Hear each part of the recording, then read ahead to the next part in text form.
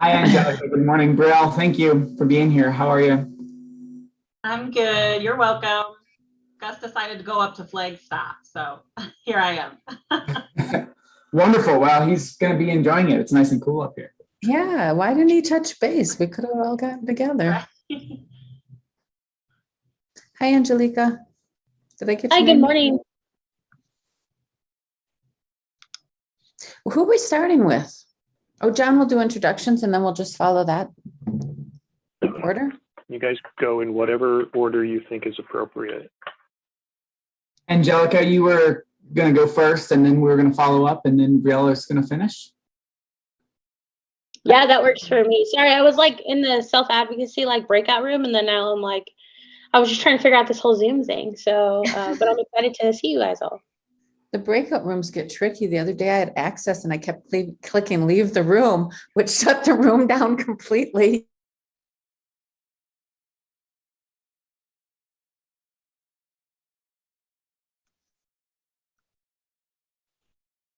Okay.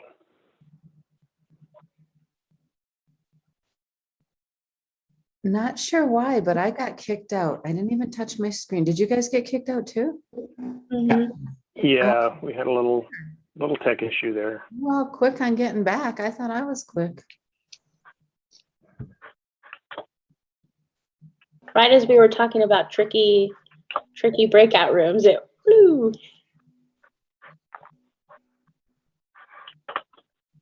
Yeah. Kelly must have jinxed it. More than likely.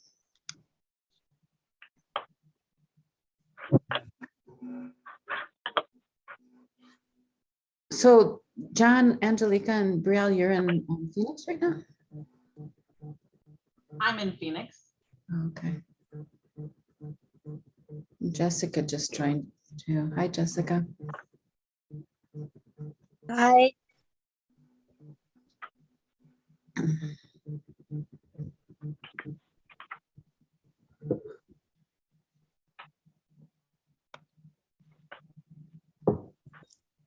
Okay, and I'm if you're all right with it, I'm going to wait just a minute or two more and make sure that whatever tech issues Jeff might be experiencing are all resolved, and then we'll.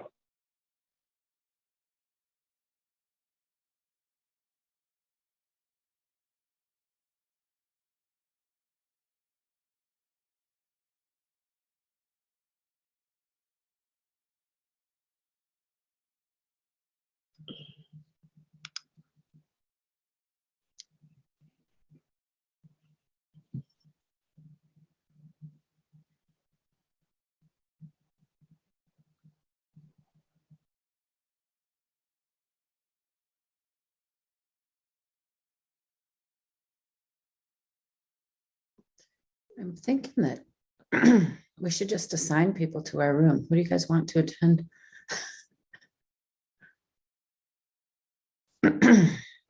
Excuse me.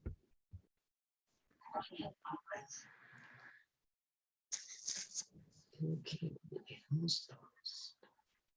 Hi, this is the Starting to feel a little captioner. bit like, oh, hi Debbie, how are you? Good. Can you assign me? That'd be great. Assign you. Yeah, exactly. How do I do that? Are you the host? Well, I'm the moderator. Okay. So I don't have your screen, but I'm assuming at the bottom of the screen, maybe under more. It is not giving me an option to assign. Okay. Is there anything that says closed captioning at the bottom of your? Yes. Okay. So click that, and what does it say? Assign writer. No, and actually we're using stream text Okay. So for you don't want. captioning. Okay. I have that So- set up. Yep. Okay, so I have posted the link in the chat box for participants to use if they need it. Perfect. Okay. Didn't know if we were doing both. Yeah, apparently, well, what we were told anyway is with breakout rooms in Zoom, you have to use one or the other, or you can't use one and you can only use the other, something like that.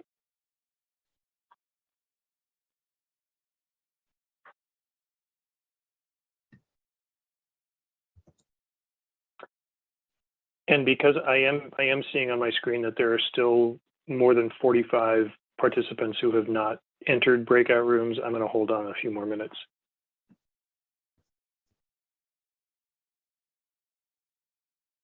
Thanks, John.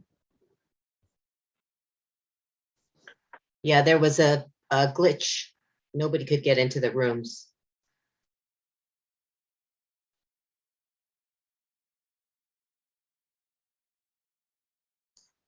I'm curious, Brielle and Angelica, if you guys don't mind, it'd be great time to talk about how we might be able to collaborate. Alex, what do you think? I don't do well Yeah, with that. might as well take advantage of the time that we Yeah. So, Brielle, how long you've been at Ability 360 for quite a while? Yeah, 9 years. 9 years. Well, I do know that Ability 360 just donated a couple of bands to our organization. So Yeah, I saw the back of you when you were picking them up the other day. yeah, we are very, very appreciative of that. So, we've had a really great relationship with Ability 360, and Gus has been awesome to a lot of different organizations.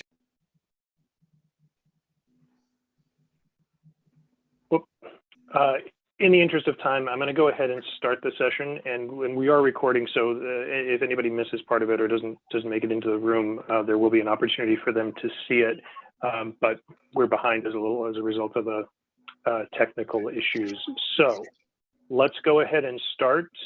Welcome to everyone who's here. My name is John Myers. I'm moderating this session. I'm with the ARC of Arizona, and I very quickly want to introduce everyone. This is the Adaptive Recreation session, to make sure you're in the place you want to be.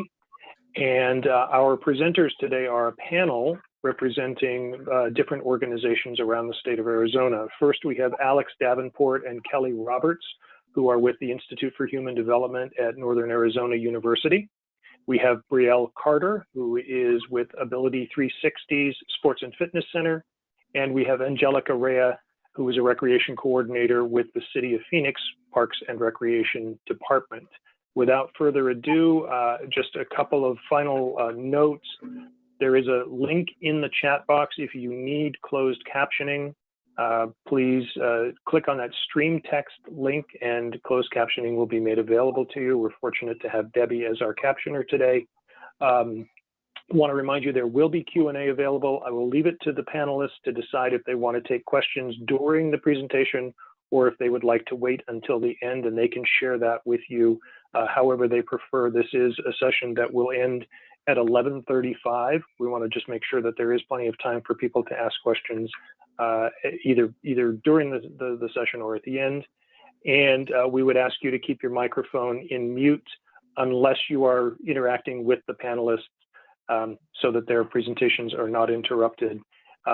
Following this breakout session, the room will close automatically, and then you'll be redirected to the next breakout sessions. So look for that message on the screen as we get close to 11:35. I think that's it. I will turn it over now to whomever our first presenter is.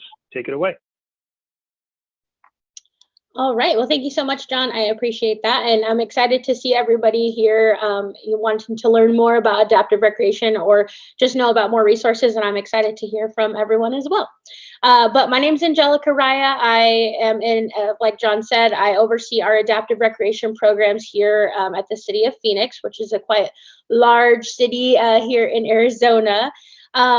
Just a little bit about myself, just so everybody understands. So I graduated actually from ASU with my bachelor's in Parks and Recreation Management, but I have a concentration in therapeutic recreation.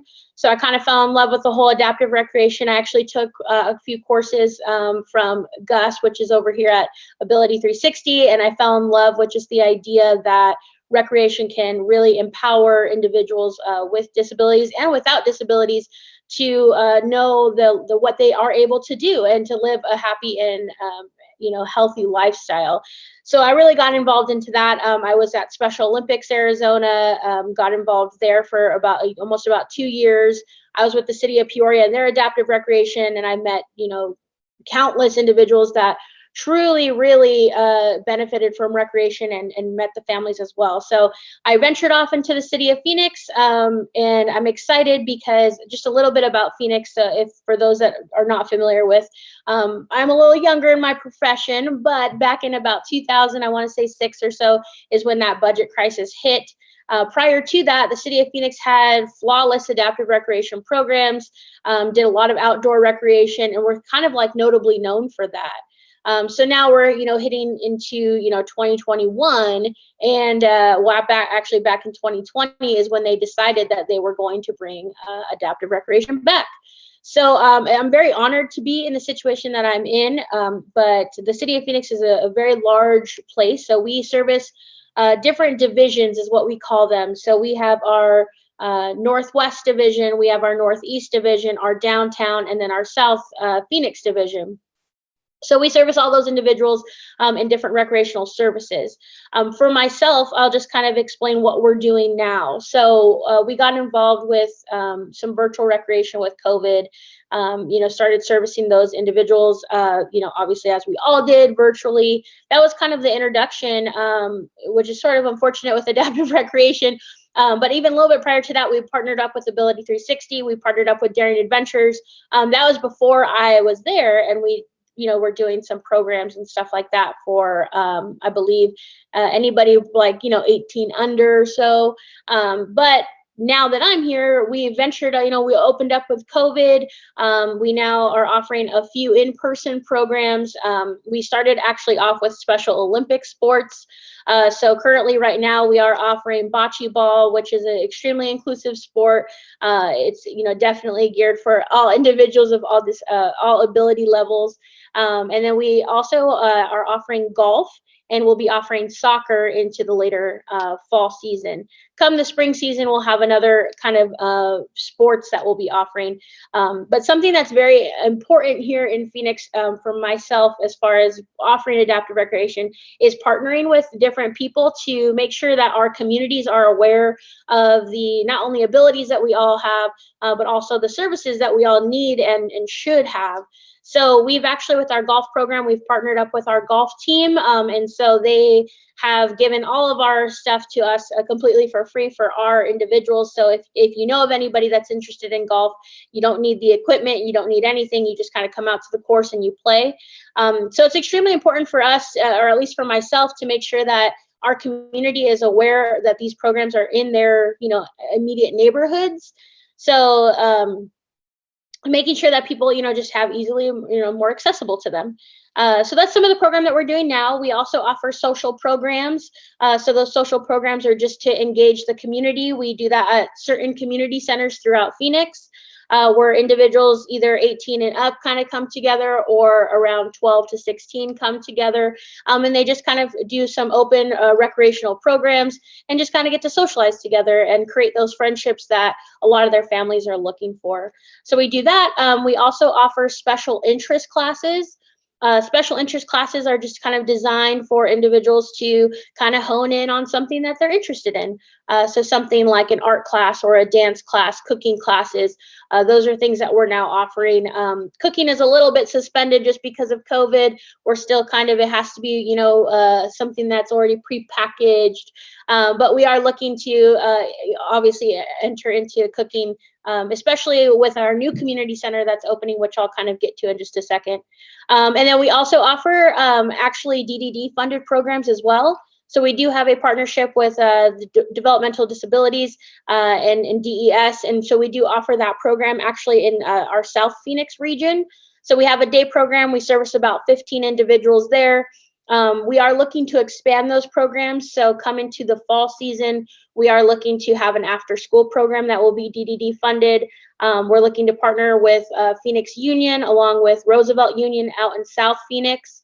And the future of DDD funded programs, at least for myself in Phoenix, is to make sure that we're using our community centers to service our community. So we have a lot of open space with a lot of gym, and you're more than welcome to always come in, but also to partner with different organizations so that you guys also know that we have that space. So if there are day programs or there are after school programs that would like to come and recreate somewhere closer to their house, we do have that ability. So we are looking to do a little bit more funded programs through the state and make it a little bit more accessible for our community.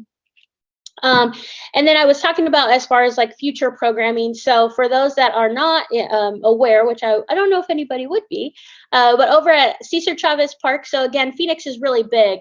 The Levine community, which is more southwest of Phoenix, they really expressed a big interest in wanting to get and have adaptive programming. And I tell them all the time that I commend them, because that's the reason that my position is actually even here. It's really important to advocate for these programs, and I think that's why I was so enthralled in the self-advocacy of this entire conference, is because it's really, really important for you to always stand there and say that you do deserve these programs, and that you shouldn't have to travel out 45 or an hour out to get a service that you need. So the Levine community kind of spoke out and said that they would like adaptive recreation, that there's no reason why they shouldn't have that.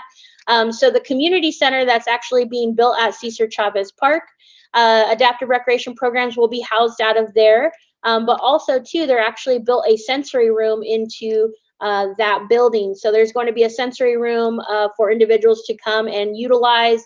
Also just for if we're having sports programming and we need a section, for kids to go into that maybe are calming or that they may be overstimulated, then they're able to go into there as well. Along with a lot of other amenities of that building, there's going to be a lot of accessible features like a family bathroom, which to me is so silly that a lot of places don't have that. But, being that my brother has a disability, he's 15, sometimes I do need to go in there and assist him. It's nice to have those in facilities. And then they're also going to be having a kitchen that's going to be for teaching skills and life skills. So I'm interested in that as well. And that's why I said once cooking kind of comes back after COVID, we'll be utilizing that section as well. So again, we are trying to make sure the future of adaptive recreation in the city of Phoenix is we're definitely small right now, but we're trying to hit very mighty out into the community and make sure that we're not only partnering with different organizations to offer, different things, but also just to make sure that we are a local service, that we're not just something that you have to, really drive out to. And if there is anybody that's interested in wanting to get involved or volunteer or just actually do recreation themselves, please let me know. I'm always trying to make sure that I know where everybody's living so we know where to put programs. But yes, we're a little newer on the side of things, but I'm very honored to be in the position that I am, and honored to service the community to make sure that we do have programs. But that's what we've got going in the city of Phoenix. We should see us in the fall season. We'll be having some basketball programs opening up. Hopefully partnering with Ability 360 to offer some wheelchair sports as kind of pilot programs to see, so those individuals don't have to be driving, out to different areas as well. So we're trying to make sure that we're servicing all abilities and really trying to hit hard. So come see us. If you have any questions, please reach out to me. I'm super friendly, and I'm just really trying to get back to the community and make sure that these programs are accessible. It's so important. And that's pretty much it. And I think we might be having Brielle next. But I love everybody that does adaptive recreation. It's so awesome. It's so important, and it's really cool to be into the field. That's for sure.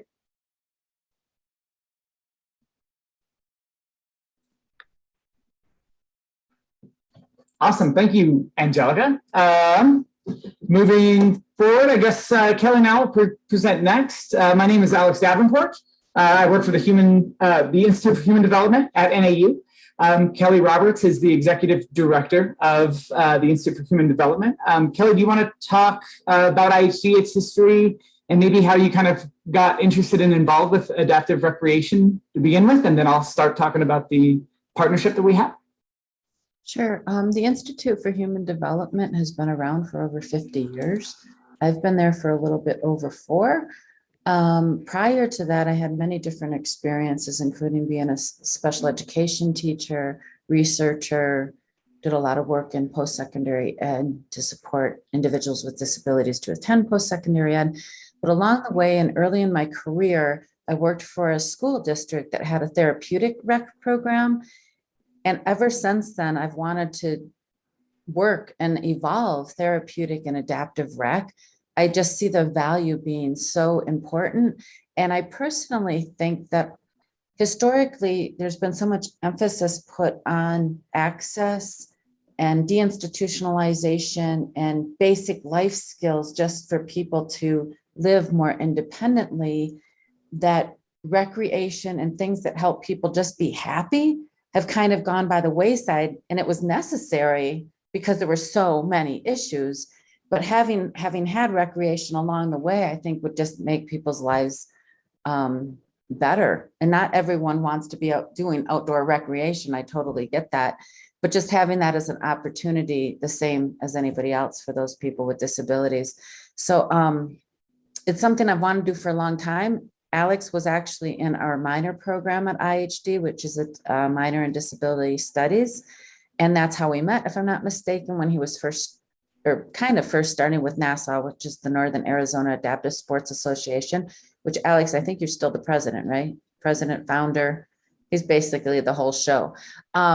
So he was starting that program and connected with one of our occupational therapists. And anyway, that's when I met him, and it was like, we really need to work on evolving this. So we put some money behind Alex so that he could grow while we're securing other funding, including from ADDPC, which has been a huge, huge blessing. And Alex has gotten other funding sources as well. And we've been able to move forward a bit. And Alex has some really great things coming up that I'm pretty sure he's going to be sharing. Thanks, guys.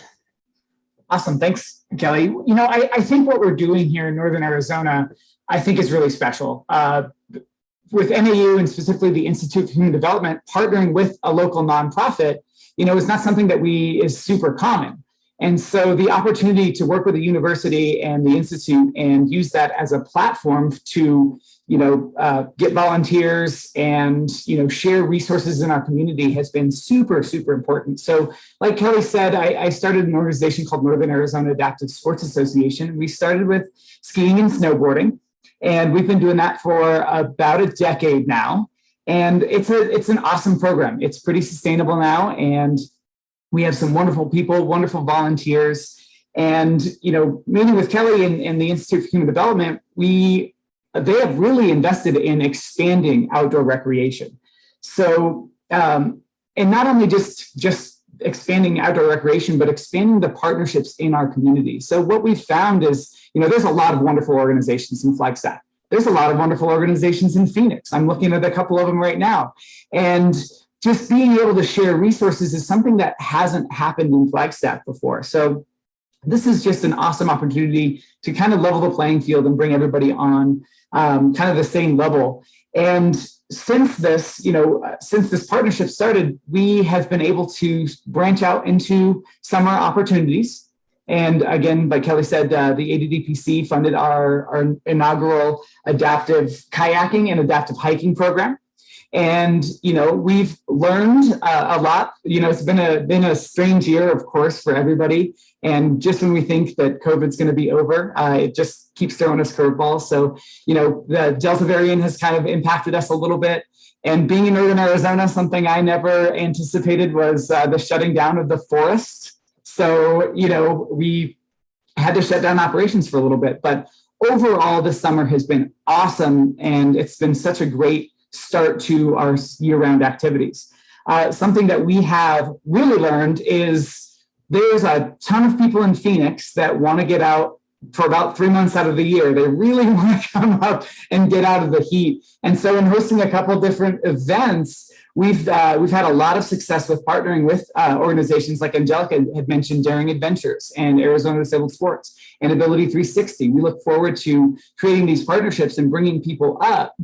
And so that's been very, very exciting. And just since the inception of this partnership with IHD, NASA, and our community in expanding recreational activities, we have expanded into hiking and kayaking, like I mentioned. We just started an adaptive rock climbing initiative here in Flagstaff. So we have a rock climbing gym that is totally prepared and has all the equipment to provide adaptive rock climbing experiences for anybody with any disability. And we just received notice of funding for next year. It's a 2-year grant from the Craig Nielsen Foundation to start an adaptive mountain biking program. And so we are very, very excited about that. We're excited to continue this expansion. And I think Kelly and I are both on the same page as, occupational therapy is very important. Physical therapy is very important. But when we couple that and we introduce recreational therapy, it can be so powerful. And we haven't expanded into a ton of people yet, but the people that we have had participate in our programs have found them very, very valuable. So we're definitely excited to continue this expansion that we have. Angelica mentioned it with this awareness too, and adaptive recreation is not new, and yet the struggle is very real for the awareness and getting people to be aware that these programs exist. Angelica exists down there, and she just wants people to come out and be healthy and live a healthy lifestyle. Ability 360 is a very visible and large organization, but there's still a lot of people that don't really understand that those resources are out there. So I think this is just another opportunity to get everybody together and show how important adaptive recreation is and show how available it is, because there's a lot of people that have dedicated a lot of time and energy into creating these programs. So we're super excited about that. And actually Jessica, who's here, she had mentioned how difficult, what a huge barrier transportation is. And that's something that we're trying to address here in Northern Arizona. Thankfully, Ability 360 just donated a couple 15-passenger vans that are wheelchair accessible.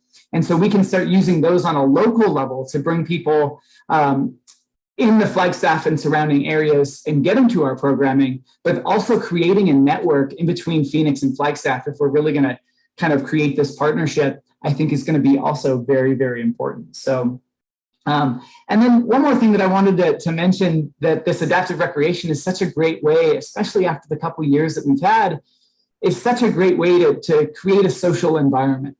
And we had a couple of events that filled up so quickly. And yes, we were kayaking and hiking and we had these little adventures planned, but everybody really was just really excited to hang out and enjoy each other's company and do that in a safe environment that's outside. And I think moving forward, we're really going to see that huge, that change into the social environment. We can throw the recreational part of it. And like Kelly said, that really starts to create a healthier lifestyle. So we're really excited, and we're excited for all of our partners, and we're excited to partner with organizations down in Arizona, down in Phoenix, Arizona, and Tucson, and get people up to enjoy what we love up here in Northern Arizona. So if there are any questions, we'd be happy to answer them. If not, we can turn it over to Brielle.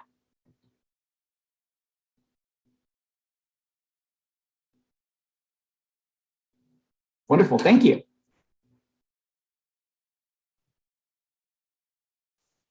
Wonderful, thank you, Alex. So as Alex has been speaking, he's been alluding to all the partnerships that are right here in Phoenix. My name is Brielle Carter, Senior Manager at the Ability 360 Sports and Fitness Center. So I'm going to talk a little bit about the roots of Ability 360 and the Sports and Fitness Center, all of the adaptive recreation opportunities we offer, and then where we are headed in the future with all our partners, and in what we are doing here to continue decreasing those barriers and getting more programs and more access to people in the community to participate in adaptive recreation. So Ability 360 as a whole has been around for 40 years. We're celebrating 40 years this year. And then the Sports and Fitness Center is celebrating 10 years of being in the state of Arizona. Ability 360 as a whole offers and promotes programs designed to empower people with disabilities to take personal responsibility so they may achieve and continue independent lifestyles in the community. Ability 360 is the one of 5 centers for independent living in the state of Arizona, and we are the largest in the state of Arizona. We have several offices around the state, providing personal advocacy, making that responsibility, and that people with disabilities, providing that means to independence. All of our programs are designed for consumers to achieve self-efficacy, self-sufficiency. In addition, we also have 7 core services as an independent living center. And we provide numerous of those programs that help consumers achieve those independent lifestyles, making those own decisions, advocating for themselves, living in their homes, making their own decisions about medical, employment, what sports they participate in, what activities they do, things that they need for all of those activities as well. So we do individual and systems advocacy, we do information and referral, independent living skills training, peer mentoring and supporting. We do reintegration from nursing homes, early intervention, work incentive planning and assistance, employment services, ADA services and counsel. We do empowering youth transition, we do home modifications, social and recreation opportunities, and our personal assistance, our home care service unit. So particularly that social and recreation opportunities, we have the Ability 360 Sports and Fitness Center located in Phoenix. We have other offices located around the state of Arizona, but only one sports and fitness center.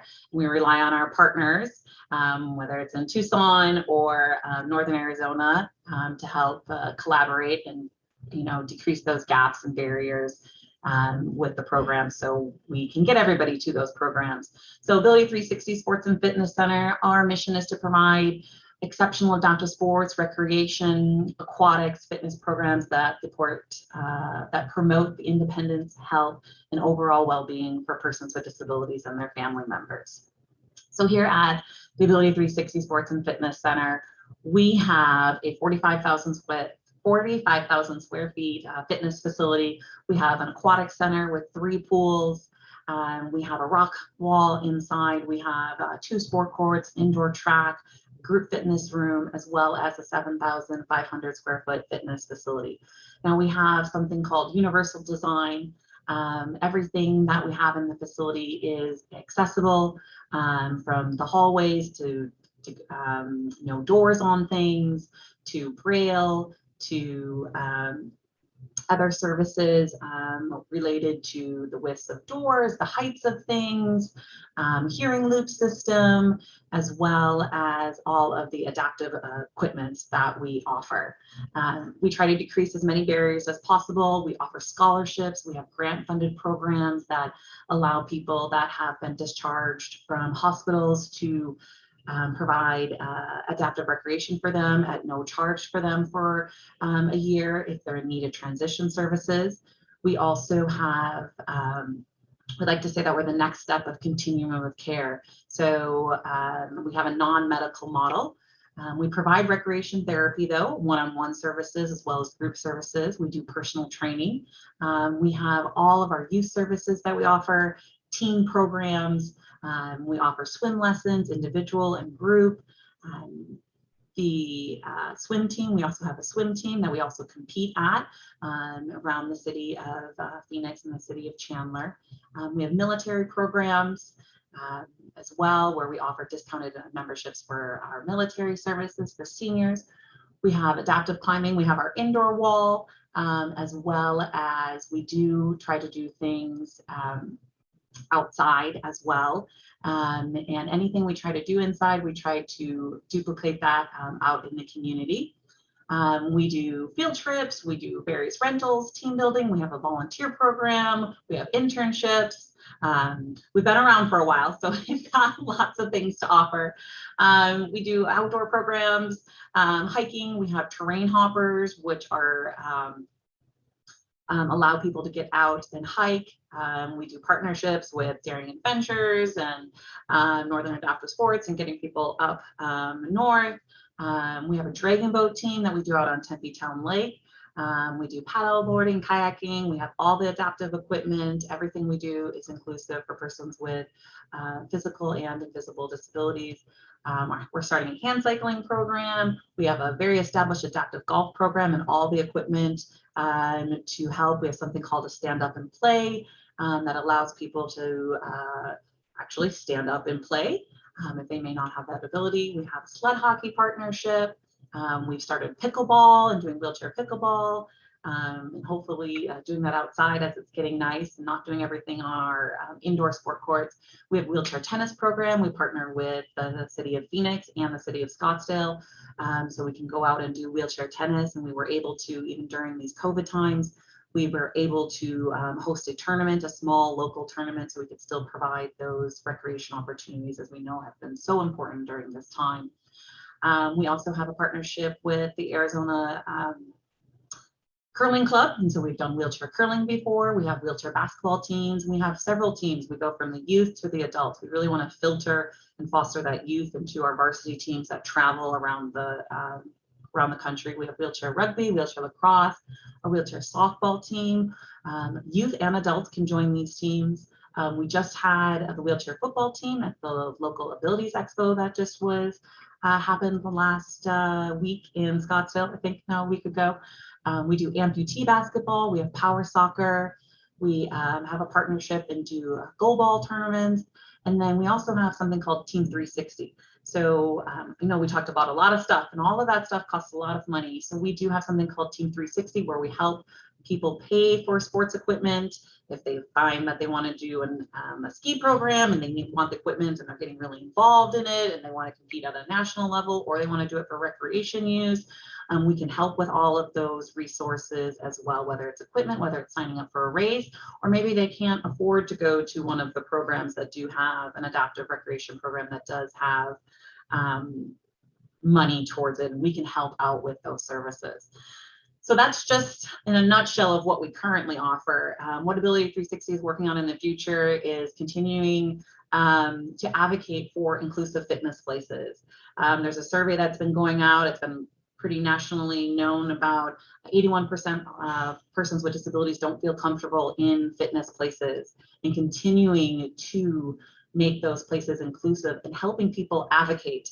I get calls all the time asking, how can I get a hand cycle in my local Planet Fitness? I love coming to Ability 360 for XYZ, but I live close to a Planet Fitness. I want to have a UB there. Can you call them? Can you send them a quote? We do that all the time. So we can assist with that advocacy, getting active hands available for you to use, because they do cost money. It doesn't cost in anybody's equipment procurement process of these national gyms. They can add these types of equipment, and we can help decrease those barriers with education and knowing that those resources are out there. We have people with disabilities that come in here that don't even know that we have some of those things, or that those things weren't even available for them to use. So we still are educating our own community on things that are out there for them to use and try. As youth adaptive sports, youth is our future. So we want to be in schools telling them that Ability 360 exists. And all these other partnerships and organizations that they exist, and that they do have a place to go play basketball, or they do have a place to go try lacrosse and football, or whatever it happens to be, and that it's us, and that we don't want schools saying, oh, there's no teams for you. There are. And then they can get scholarships. I mean, we've got several players that are playing at the University of Alabama, the University of Illinois, Champaign-Urbana, that got scholarships to play wheelchair basketball. So we can help with that. They can play on our team. And then we have athletes that are training at the national level and want to get to the Paralympics. Or we have people that just want to have an inclusive place to exercise and do recreation and get back to what they did before, or have those opportunities. And that's what Ability 360 and all our partner organizations can provide. So all of that in a lot of information. I'm reading some of the comments coming in. Yes, we had a lot of medals won, and a lot of Arizona athletes compete. And tomorrow I get to go to a surprise party for our silver medalists, for some of our wheelchair rugby players that are from Phoenix. So I get to go see the actual silver medal that was won. So any questions, comments, concerns? Something to aspire to be down there, Ability 360. I mean, 40 years, absolutely, but yeah. What an awesome resource for anybody, and that's just amazing.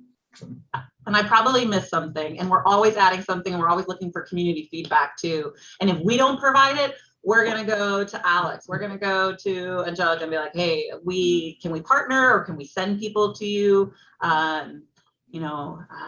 So we're always trying to do that information referral, which is one of our main core services that we offer here.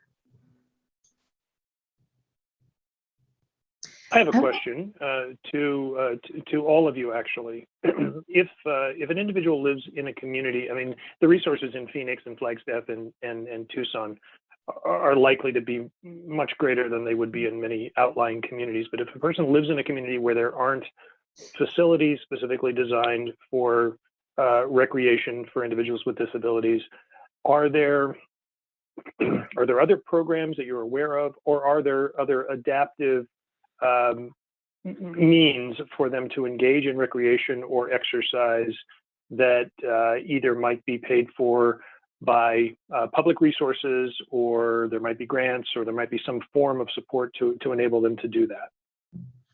I'll help answer that question. We have somebody that goes out to the reservations in rural areas and helps with advocacy and all of those programs. We have somebody that will bring adaptive equipment out to them. And we also partner with Arizona Spinal Cord Injury Association. They do not need to have a spinal cord, and we'll go get them. We'll get them to come here for, a couple of visits, and we'll go pick them up in one of our vans and bring them back here.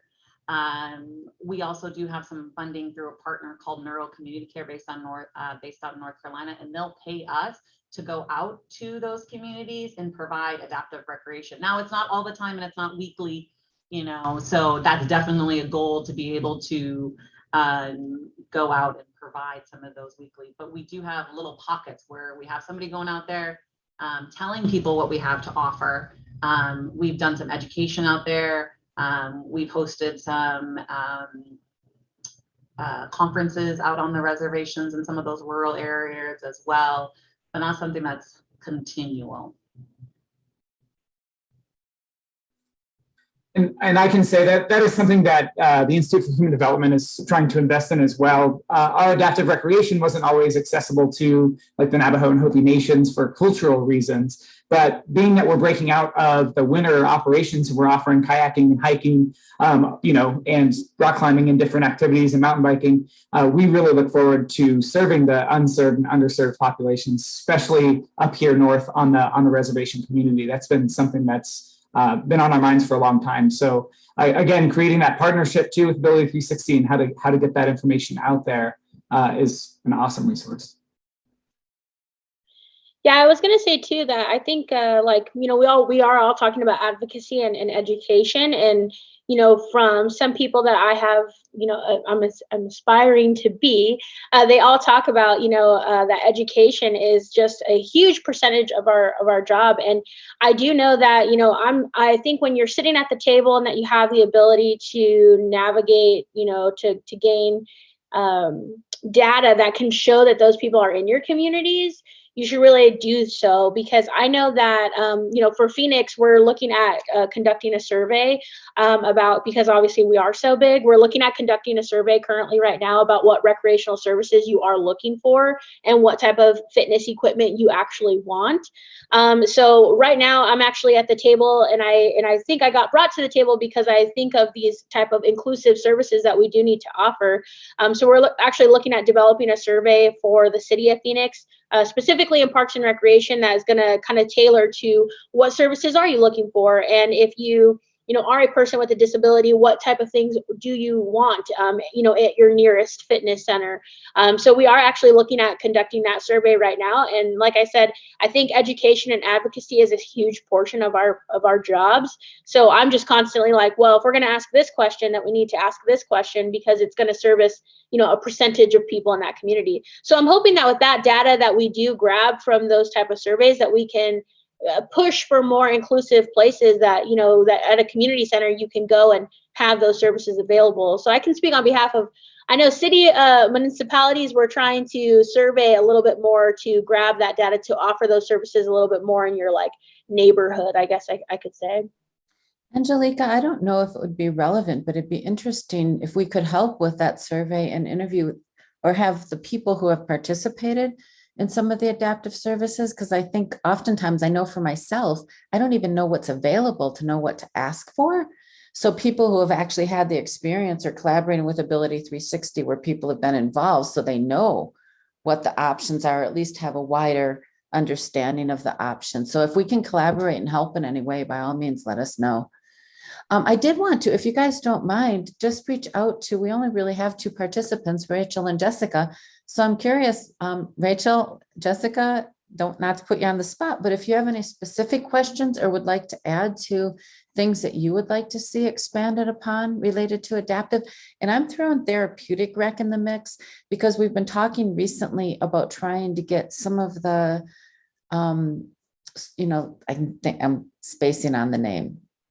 I want to say access, it's not access, the insurance companies that pay for therapeutic interventions to see if we can somehow get them to help offset the cost and look at some of what we're doing from a therapeutic, because I personally in my heart believe it is therapeutic and there's data to support that. But anyway, so I'm throwing therapeutic in the mix with adaptive rec. They're becoming one in my mind. Rachel, did you have anything to add, or Jessica?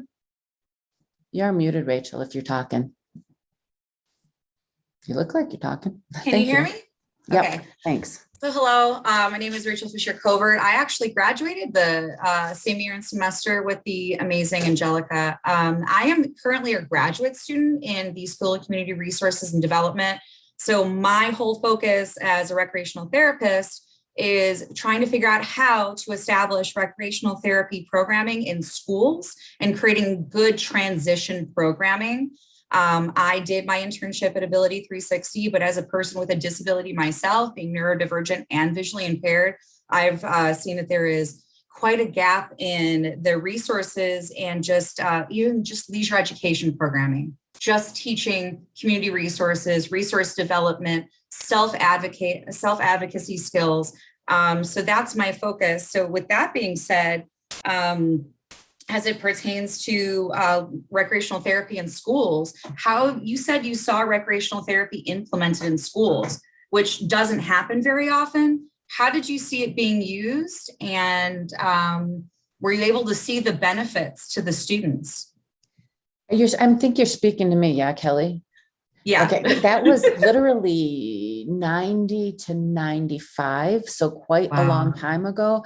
Yeah. I worked for a school district in New Jersey that actually, it was an interesting model that I'm still not sure I totally buy into, because we were actually contracted to provide special education services for other students from throughout the county that the local school districts weren't able to have the resources to support. So while it wasn't as inclusive as I would like, we also had pipelines back to typical schools. So we would help support the local school district to develop the skills and the resources they needed in order to be able to provide a quality education to their students with disabilities. With that said, we had many various projects. We had OTs, PTs, SLP. Students were getting those services like 3 times a week. So it was really intensive in order to get them back into their local school district and or into post-secondary ed, et cetera. But with that said, one of the projects we had was related to therapeutic rec, and we had 2 full-time therapeutic rec specialists who I believe were certified. I can't even tell you who they were certified with. We had a ropes course. So there was a lot of that trust building, which I think is really important for all of us. But then they did a lot of adaptive skiing, hiking. I don't think they did any water activities at that time, and would do even classroom-based therapeutic kind of recreation. Yeah. So it was, I don't know if that answers your question, but it had a lot to do with the resources of the district that I worked for. Actually, they had a lot of resources and were able to develop something like that, which I'm not one that's big to throwing money at things. If you don't have a plan, I think that just wastes money, but with the money, they were actually able to develop a really solid program. And you did see, particularly like kids with emotional impairments, going through some of those things, learning about themselves, learning to take risks that were safe risks, if that makes sense. And those kinds of things that just really help with self-advocacy, self-exploration. Who am I? What can I do? What can I do? What can I do at this point in time, I should say, because I'm a believer that most of us can do almost anything.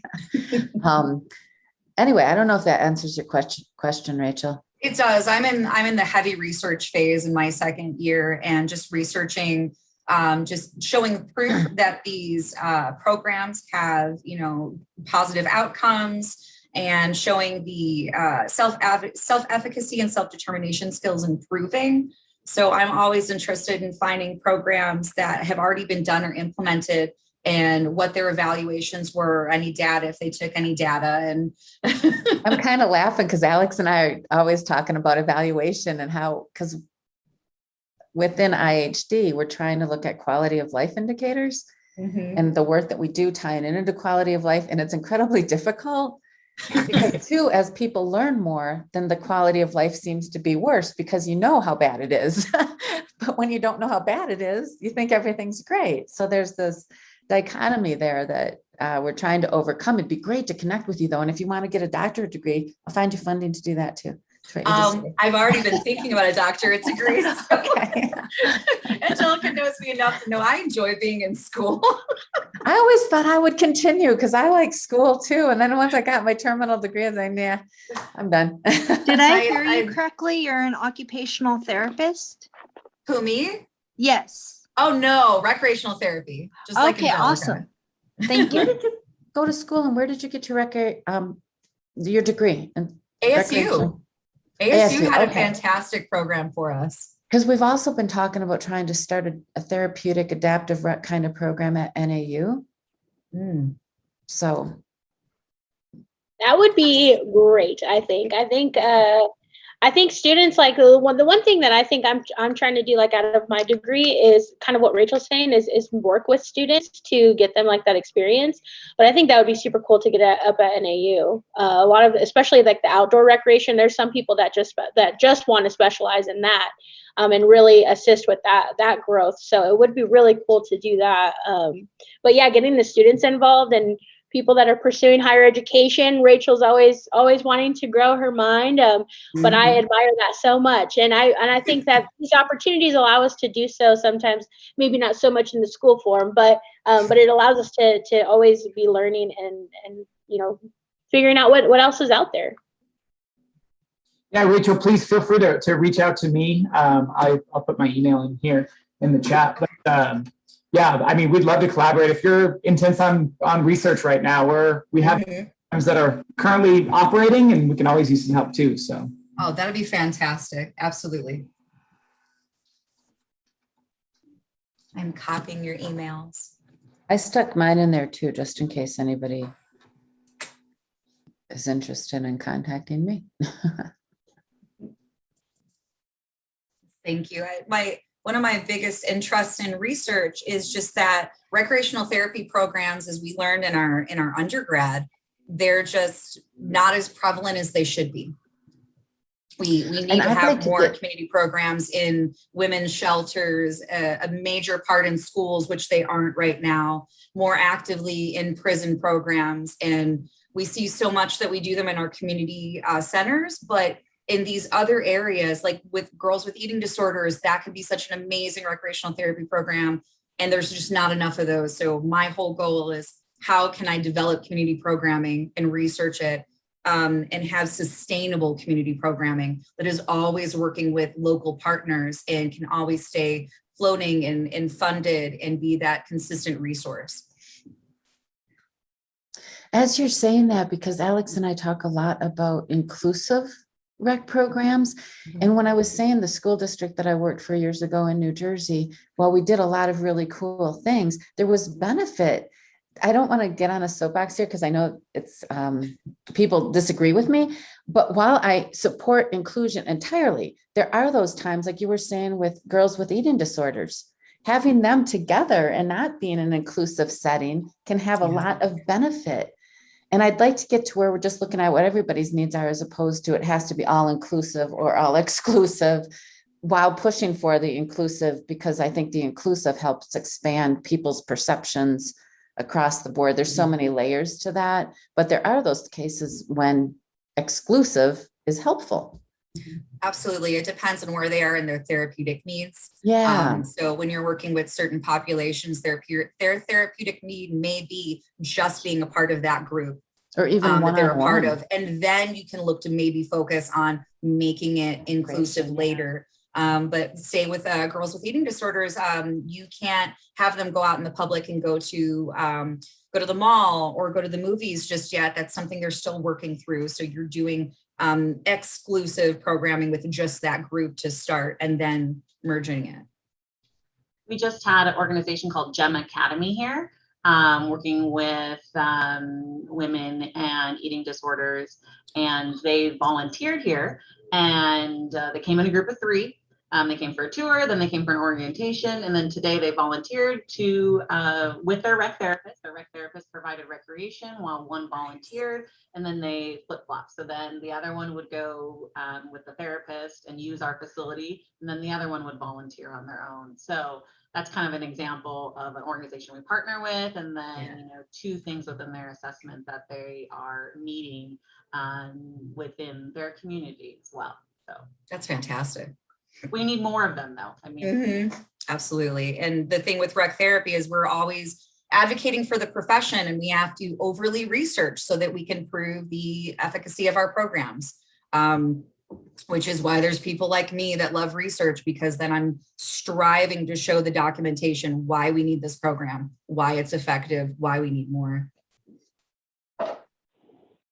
Okay, we're getting the message that we have 2 minutes left. I want to take just a brief moment and thank all of our presenters, Angelica, Alex, Kelly, Brielle.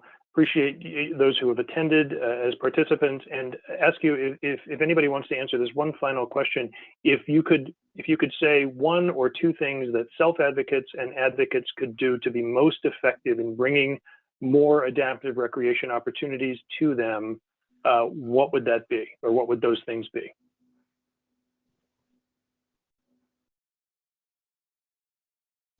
I would say reach out. There's a lot of resources out there, and we're all in this world together. We're all one team. Gus told me this just this last weekend, or this last week when I saw him. It's like, we're all in this together. So there's a lot of resources out there.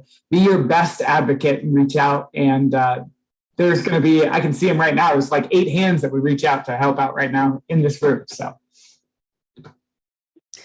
As you were just saying that, Alex, my head went to having like a maybe regional, where we, as those doing adaptive and therapeutic rec, get together and have a mega event, like across each region of the state at different times of the year. Because we were talking about doing adaptive golf too, and Alex was talking about the golf carts that stand you up and all kinds of other cool stuff. So if we could really start maybe to plan for like some regional mega, come check it out. These are some of the resources available, and you can, I'm thinking more outside kinds of stuff, but the inside stuff is important as well. Anyway, just a random thought. And I don't have an answer to your question, John. Well, that's okay. But if the art can be involved in any way in supporting an event like what you're talking about, Kelly, please keep us on your list. We'd love to. Thank you. All right. Any other questions or thoughts? Said we have the You Can Fest coming up in February through like the Disability Resource Connection Center, or whatever we call it, Connection. Can you So that'll put be that info in chat before you go? Yeah. I think Might does anybody know what date it is? It's February something. February. I forgot what day, but it was at Telephone Pioneer Park over in Phoenix. So, but Kelly, I'm on my way to send you an email, so I can shoot you that, and then maybe we can get you on the Disability Resource Committee, and I know Alex. Obviously, we're all like super a part of it, but yeah, we'll shoot that information over. I'm looking it up right now. I thought I saw us put it on the.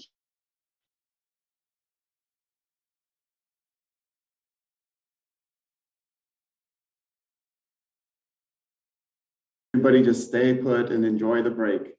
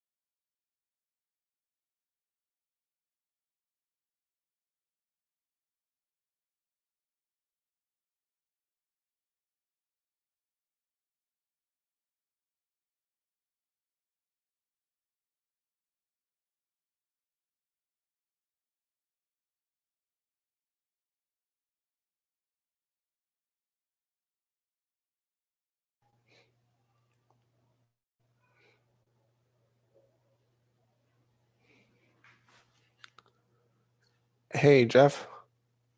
Yes. So I recorded my session. Do I hit stop recording now that the session room is over? Oh, it should automatically stop, so you're okay. When I open the breakout rooms again, you'll have to hit record. So that you'll Okay. record the next one.